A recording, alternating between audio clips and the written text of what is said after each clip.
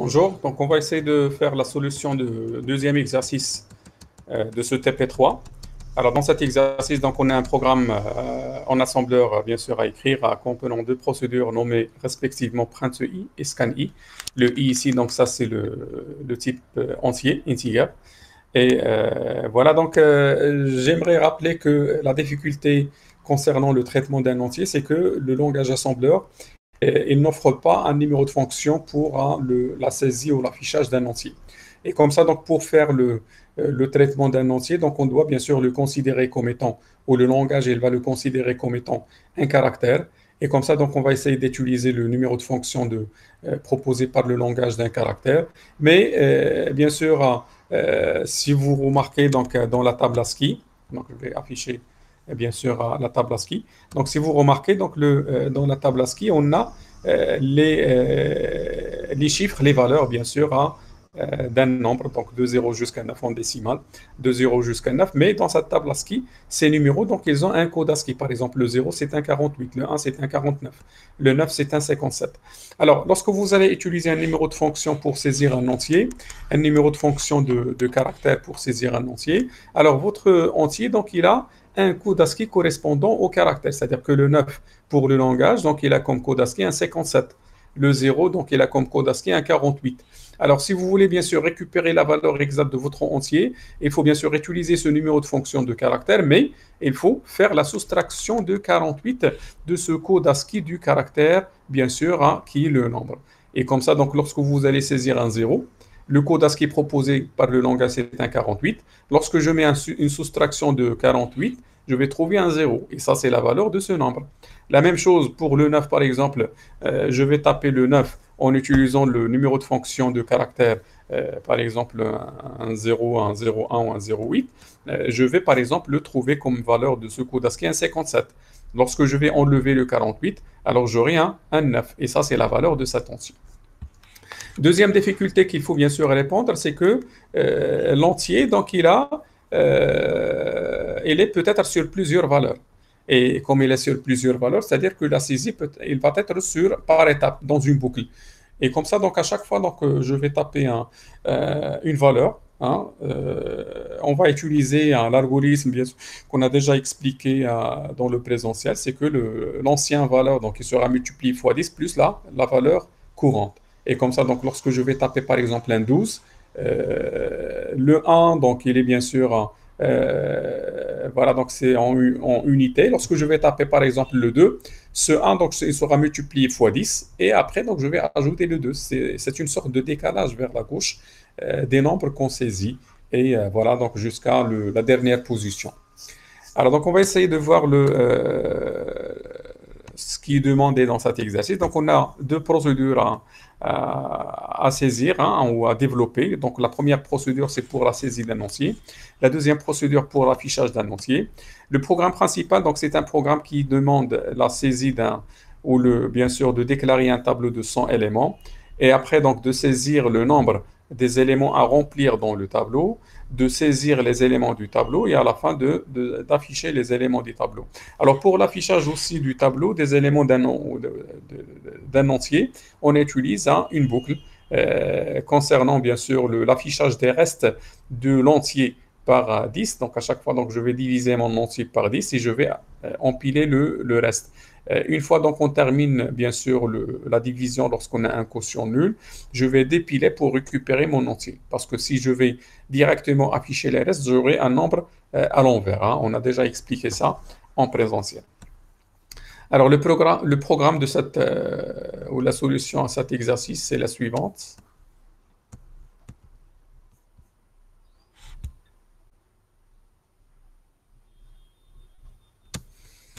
Alors, edit TP3,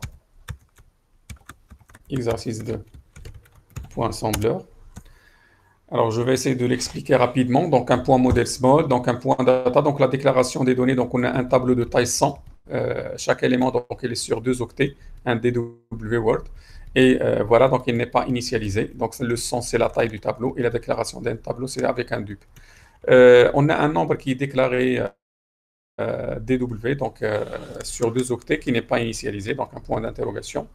un i, donc c'est une variable aussi sur 2 octets qui est initialisée à 0, et 3 messages, message 1, message 2, message 3. Le message 1, donc il est déclaré sous forme d'un db, c'est-à-dire un octet pour chaque caractère, et le message donc est le suivant, donc saisir la taille du tableau avec un dollar à la fin. Le message 2, saisie du tableau avec le caractère, bien sûr, retourne à la ligne et la fin du tableau par dollar. Le message 3, affichage du tableau et le retourne à la ligne ici et le dollar. Alors un point stack, donc la pile. Point code, donc le segment code. Donc toujours on commence par l'initialisation de segments de données par ces deux instructions. Et après, donc on va afficher le message 1 sur l'écran, donc le H09. Le DX, il contient l'adresse de début du message 1 et l'interruption 21. Après, donc je vais empiler le 0 et je vais appeler le scan-i pour essayer de lire l'entier. Et à la fin, je vais dépiler et récupérer la taille ou le nombre des éléments dans le tableau ou le nombre des entiers dans le tableau. Bien sûr, donc le premier élément qu'on va empiler, donc il contient un 0. Et dans cette case de la pile, donc on va essayer de lire l'entier qu'on va taper, bien sûr, en utilisant cette fonction scanner qu'on va la voir par la suite. Et à la fin, donc lorsque je vais bien sûr sortir de cette méthode, je vais dépiler pour récupérer mon nombre. Après, donc, je vais mettre dans le DI l'adresse de début de ce tableau qu'on a déclaré de taille 100. Je vais afficher le message 2, c'est-à-dire saisie des éléments du tableau en utilisant le 09. C'est une chaîne de caractères à afficher. Et après, donc, je vais utiliser une boucle for, boucle bien sûr avec l'étiquette for, pour essayer de saisir les éléments de ce tableau. Alors, je vais déclarer le CX, le compteur, initialiser le compteur avec le nombre qu'on a bien sûr lu en utilisant cette fonction scanner. Et dans cette boucle for, voilà, donc je vais empiler le 0 et appeler le scan-i pour lire les éléments du tableau, donc le premier élément. Et le premier élément qu'on va lire, donc on va le mettre dans l'adresse de DI, le contenu de DI. Bien sûr, le DI, premièrement, donc il pointe sur le premier élément, l'adresse du premier élément du tableau.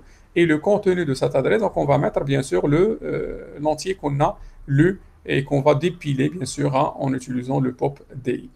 Après, donc, je mets un ADD DI2, c'est-à-dire que je vais passer à la case suivante. Comme les entiers, donc, ils sont sur 2 cases mémoire, donc je fais un pas de 2. Après, je vais décrémenter mon compteur CX qui contient le nombre des éléments à mettre dans le tableau. Et je vais comparer mon CX avec 0. Si le CX est plus grand que 0, je vais retourner à fort. Et comme ça, donc, je vais boucler tant que mon compteur est différent de 0. Et bien sûr, donc à la fin, donc j'aurai les éléments dans ce tableau. Donc je vais saisir les entiers dans ce tableau. Alors, donc on passe maintenant à l'affichage. Alors pour faire l'affichage, donc je vais mettre dans le DI l'adresse de début de ce tableau. Afficher le message 3, c'est-à-dire affichage des éléments du message, les éléments du tableau, pardon. Donc c'est une chaîne à afficher sur l'écran. Et après, dans une autre boucle for 1, donc vous voyez ici que j'ai changé le nom de l'étiquette, donc il ne faut pas utiliser le même nom, parce que ça va poser un problème pour le langage, donc il faut toujours utiliser des identifiateurs, bien sûr, différents. Et voilà, donc je vais empiler le contenu, c'est-à-dire l'entier, et je vais l'afficher par un appel à la méthode printEI. printEI, donc c'est une méthode qui permet bien sûr d'afficher un entier. Et voilà, donc après, donc je fais un pas de 2, c'est-à-dire passer à la case suivante qui contient le deuxième nombre, et décrémenter mon compteur, un sub 1, NB1, ou tout simplement un DEC NB. Je vais comparer le nombre avec 0. Tant que le nombre est plus grand que 0, je vais retourner à for 1, et comme ça, donc je vais afficher tous les éléments de ce tableau. Et à la fin, donc je vais quitter et sortir du programme. Alors, une vue sur les deux fonctions affichage de l'entier et la saisie de l'entier. Alors, un print proc, donc je vais mettre dans le CX un 10, donc un compteur à 10, bien sûr, donc ce 10 qu'on va utiliser pour faire la division. Donc, on va bien sûr essayer d'afficher l'entier par deux boucles. La première boucle, on va empiler les restes, et la deuxième boucle, on va dépiler et afficher les restes qu'on a déjà empilés. Alors, donc, je vais bien sûr empiler le BP, mettre dans le BPSP, on a déjà vu, donc toujours dans chaque procédure, donc on doit trouver ces deux instructions. Et après, donc, on a une boucle ici, donc simulée par cette étiquette début. Donc, j'ai mis dans le DX0 et après dans le AX BP plus 4, donc normalement, donc ici, donc on a l'entier, l'adresse de l'entier qu'on va afficher. Et après, donc, on va le diviser par Cx et mettre dans le dx48. Donc ça, c'est quoi? Donc c'est le 48, c'est le décalage dans la table ASCII entre, bien sûr, la valeur de l'entier et le code ASCII de l'entier. Par exemple, si notre reste c'est un 0, je vais ajouter un 48 sur 0 parce que le code ASCII de 0 dans la table ASCII, c'est 48. Si le reste c'est un 1, donc le code ASCII normalement de ce 1, c'est un 48 plus 1, c'est un 49. Alors donc cette instruction, donc ça permet bien sûr d'ajouter le 48 sur la valeur de l'entier pour retrouver bien sûr le code ASCII du caractère dans la table ASCII. Après donc je vais empiler ce reste et je vais mettre dans le BP plus 4, c'est-à-dire l'entier, le quotient qu'on a trouvé après la première division. Je vais comparer mon quotient avec 0. Donc, c'est 0, donc je vais quitter, bien sûr, c'est non égal, donc je vais retourner à début. Mais c'est égal, donc je vais quitter cette boucle. Et on va bien sûr sortir lorsque le quotient, à chaque fois, donc je vais trouver un reste, je vais l'empiler et je vais sortir lorsqu'on a un quotient nul. Une fois donc on a empilé les restes, on va les afficher avec un dépilement jusqu'à la pile vide. Alors, donc, une pile vide, c'est-à-dire un BP qui est égal à SP. Donc, on va comparer le BP avec SP, la base de la pile avec le sommet de la pile. Si égal, donc je vais passer à fin. Fin, c'est-à-dire que je vais sortir de cette boucle. Sinon, je vais dépiler, bien sûr, le reste et je vais le mettre dans le DX. Appeler le 02 pour l'affichage du caractère, bien sûr, qui contient ce reste. Et appeler l'interruption 21 pour faire cet affichage. Et comme ça, donc, on va afficher les éléments, bien sûr, de cette ancienne. Voilà, donc on affiche après donc, le retour à la ligne et je vais dépiler et quitter la procédure. Alors pour le scan-i, donc ça c'est une procédure qui permet de lire un entier, bien sûr en utilisant l'algorithme qu'on a déjà expliqué. Voilà, donc on va empiler le BP, on va mettre le BP au sommet de la pile et après donc je vais mettre dans le BX donc le chiffre 10 parce que ce 10 donc on va l'utiliser pour construire l'entier parce que la valeur de l'entier c'est toujours l'ancienne valeur x 10 plus la nouvelle valeur. Alors, une boucle répétée, alors dans laquelle donc, on va mettre le 0,8 pour la lecture d'un entier sous forme de caractère. Alors ça, c'est très important parce que lorsque vous allez lire un caractère, on va comparer toujours, lorsqu'on lit le caractère, le contenu de la saisie, donc il est dans le AL. Alors, on va comparer le code ASCII de cette valeur lue avec le code ASCII de 0. C'est les plus petits de 0, donc je vais sortir de cette boucle de saisie. Donc je vais passer à fin répétée. On va essayer de voir la position de fin répétée. C'est ici, c'est-à-dire que je vais quitter mon programme. Sinon, je vais le comparer avec le 9, le code ASCII du 9. C'est les plus grands que 9, je vais sortir aussi de la saisie. Parce que le code ASCII, normalement, d'une valeur qui est entre 0 et 9, doit être entre le code ASCII de 0 et le code ASCII de 9. C'est les plus petites que le code ASCII de 0 ou plus grandes que le code ASCII de 9. Donc, ce n'est pas le caractère saisi ou la valeur saisie. Donc, il n'a pas la forme d'un nombre. Voilà, donc après la saisie de cette valeur, donc je vais bien sûr afficher le retour à la ligne. Et après, donc, je vais le convertir vers l'entier. Et la conversion, donc, il se fait par un XOR AL001140. C'est-à-dire que si voilà, donc on va essayer de faire la soustraction. C'est une sorte, bien sûr, de soustraction de 32 parce que le décalage entre... pardon, c'est le 48, donc ça c'est 32 plus C, c'est 48, parce que le décalage entre le code ASCII du caractère nombre et la valeur du nombre, c'est 48. On l'a déjà expliqué. Voilà, donc et après, donc, je vais mettre dans le A00, mettre dans le AX dans le SI, mettre dans le AX BP plus 4, c'est-à-dire la valeur de mon nombre, le multiplier fois BX, c'est-à-dire un AX fois 10, parce que le BX il contient 10, et ajouter la nouvelle valeur. Voilà. Et après, donc, on va mettre ce nombre dans le BP plus 4, c'est-à-dire dans la position dans la table, et faire le saut. Hein, donc, ainsi de suite, donc jusqu'à la saisie de la dernière position de cet entier. Alors, une fois donc on a saisi, voilà, donc je vais afficher le retour à la ligne, je vais quitter la procédure. Donc, ça, c'est la procédure de saisie. Alors, donc, on va essayer d'assembler, d'exécuter. Alors, un TASM /L /ZI TP3, pardon, exercice 2. Un TASM /V TP3 exercice 2. Et après, donc, l'exécution, donc je vais essayer d'exécuter et après débugger. Alors, exercice 2. Alors, saisir la taille du tableau, donc 3. Alors, on va saisir les éléments du tableau, 56, 90, 123. Voilà, donc l'affichage des éléments du tableau, donc 56, 90, 123. Donc, on va essayer de débugger. TP3, exercice 2. Voilà, donc une vue sur la mémoire. Placer cette mémoire ici. Alors, une vue sur les registres.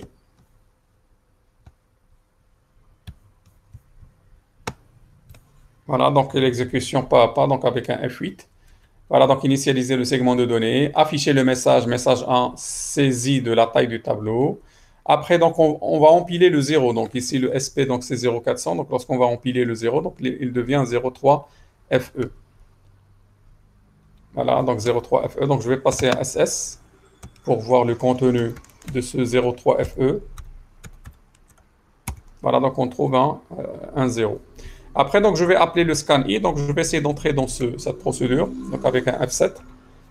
Voilà, donc on empile le BP. Voilà, donc ici, donc on empile pas, donc on empile l'adresse de retour, le IP, et bien sûr, donc le SP, donc il devient 03 FC, donc un SP qui reçoit SP-2. Et après, donc je vais empiler le BP, la base de la pile. Après, mettre dans le BP-SP, voilà. Mettre dans le BX10, voilà, le A. Et mettre dans le H08, donc ça c'est pour la saisie sans écho d'un caractère. Voilà, donc la taille du tableau, par exemple, 3. OK, on continue. Je vais comparer, bien sûr, le code ASCII. Donc, ce qu'on a saisi, donc il est mis dans le AL. Voilà. Et après, donc, je vais comparer le AL avec 0. C'est plus petit, donc on va passer à fin répété. C'est plus grand que le code ASCII de 9, on va passer à fin répété. Comme on a tapé le 3, donc il est entre 0 et 9.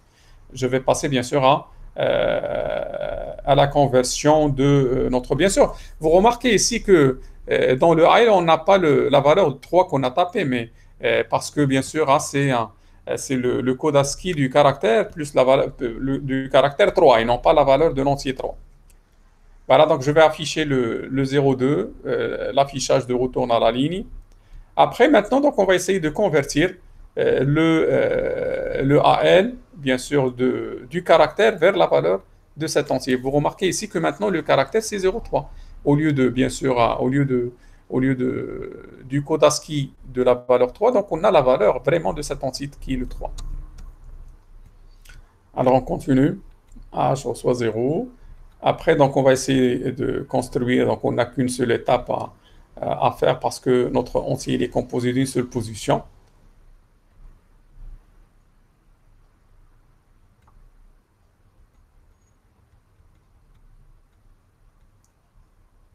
Voilà, donc une fois on a bien sûr sorti de cette procédure scanning, on a récupéré le 3, bien sûr ici, qui est la taille du tableau, dans la pile, et je vais maintenant le dépiler et le récupérer dans le NP. Donc c'est un identificateur, bien sûr, qu'on a, ou un opérand de mémoire qu'on a déclaré dans la section données. Alors un F8. Après, donc, je mets dans le DI l'offset table. L'offset table, donc ça, c'est l'adresse de début de ce tableau qu'on a déjà déclaré au début. Alors, donc, c'est un DI. Donc, le DI, c'est ça. Alors, un F8.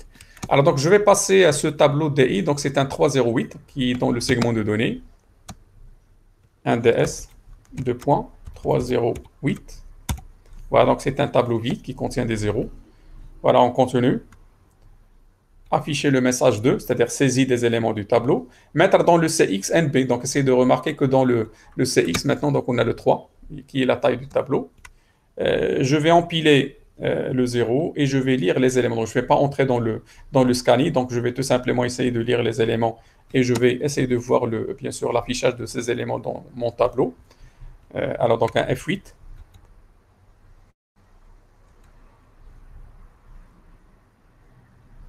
Ah, pardon, donc j'ai tapé le F7.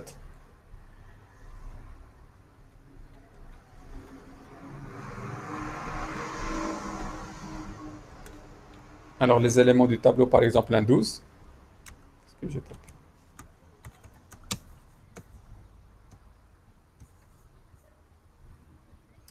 que j'ai fait une mauvaise frappe.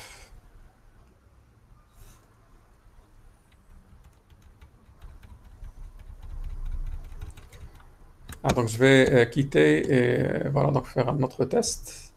Pardon. Alors une vue sera la mémoire, une autre vue sur les registres. Voilà, donc il y a un F8. Alors on continue. Je vais empiler le 0. Alors pour entrer dans le scanning, donc je ne vais pas entrer dans le scanning, on l'a déjà vu, donc je vais tout simplement, voilà, donc taper le 3, la taille du tableau, entrer. Je veux le récupérer dans le NB, voilà. Mettre dans le DI offset tab, donc le DI, donc il contient 308. Alors un DS, 2 points, 308, entrée. Donc ça c'est mon tableau. Après, donc je vais afficher le message, F8. Alors, le CX, donc il contient le NB, donc le CX est un 3, donc j'ai tapé la taille du tableau qui est 3. Alors un F8, appelé le scanning, donc ça c'est pour la saisie du premier élément. Par exemple, le premier élément, je vais taper le 12, donc le 12 en hexadécimal, c'est un C. Voilà. Alors donc après, donc on va le dépiler et le mettre dans le DI. Vous allez remarquer que la valeur de ce C, donc il va changer ici, il va devenir un C. Alors un F8, voilà, donc vous voyez ici que on a le C, d'accord. On continue, donc le CX il va être décrémenté par 1, donc il devient 1, 2, voilà. Après, je vais le comparer avec 0. Et tant que non nul, donc je vais, bien sûr, tant que plus grand que 0, donc je vais revenir à fort. Appeler, bien sûr, le scanner pour le deuxième élément, par exemple le 15. Donc ça, c'est le F. Je vais le dépiler et le mettre dans le DI. Voilà, donc vous voyez ici qu'on a le F, hein, parce que chaque élément, il est sur 2 octets. Hein. Donc ça, c'est le premier octet, ça, c'est le deuxième octet. Ça, c'est le deuxième élément. Donc il nous reste un dernier élément. Voilà, donc par exemple, un 36, 38. Voilà. Et je vais le mettre aussi dans la troisième case, c'est un 26 en hexadécimal. Voilà, donc après, donc on fait l'affichage. Et on va quitter, bien sûr, le programme. Ah, donc ça, c'est la solution de cet exercice. Voilà, donc je vais essayer d'arrêter cette séquence et le troisième exercice, donc on va le voir hein, dans